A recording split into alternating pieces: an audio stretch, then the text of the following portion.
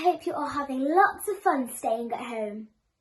Today I'm going to be reading to you Little Miss Princess and the Very Special Party by Roger Hargreaves. Little Miss Helpful had heard it was a very special occasion. It was a royal occasion that called for a big party, a very big party, a sort of party that would fill a whole street, a street party, and Little Miss Princess would be the guest of honour. Little Miss Helpful set about organising this party. But as you may or may not know, Little Miss Helpful is not as helpful as her name would suggest. For as hard as Little Miss Helpful tries to be helpful, the more unhelpful she becomes. She tried to sort out the bunting, but somehow or other, she only made things worse. And she tried to make the party food, but somehow or other, the jam ended up in the ham sandwiches and the mustard on the cream scones. Ham and jam sandwiches and mustard cream scones. Ooh, yuck. Little Miss Helpful was in a little bit of a panic. Everything was going wrong, and it had to be perfect for Little Miss Princess. "Hello, what's the matter?" said a voice behind her. It was Little Miss Naughty. So Little Miss Helpful explained. "That's easy to solve. Just let me help you," suggested Little Miss Naughty, and she smiled. The sort of smile that you might have seen a crocodile smile.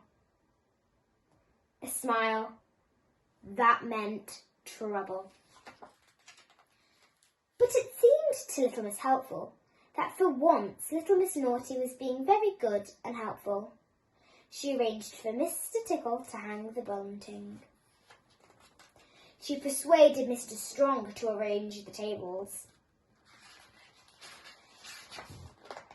She got Mr. Impossible to sort out the weather, and she drew up a plan of where everyone was going to sit. The day of the party arrived, and Little Miss Helpful was very pleased with all the work that had been done. Soon, everyone started to arrive and took their seats at the long table that ran the whole length of the street. It was then that Little Miss Naughty smiled, that particular smile, again. Do you remember? The crocodile smile. But why? Because it was then it started. The quarrelling, the arguing, the squabbling. For you see, Little Miss Naughty had carefully seated each person next to someone they would not get along with. She had seated Mr. Messy next to Little Miss Neat, Mr. Mean next to Mr. Uppity, Little Miss Chatterbox next to Mr. Quiet, Mr. Clumsy next to Mr. Fussy, and poor Little Miss Shy next to Mr. Rude. It was a disaster. There was lots of shouting, and someone even threw a cream scone. Then Little Miss Helpful did not know what to do. The guest of honour, Little Miss Princess, was about to arrive at any moment. Then it was that Little Miss Helpful had a brainwave. "Stop!" she yelled at the top of her voice. "It's time for a game of musical chairs." The music started and the guests danced around the table. When the music stopped, everyone dived for the nearest chair. Little Miss Neat found she was sat next to Little Miss Fussy.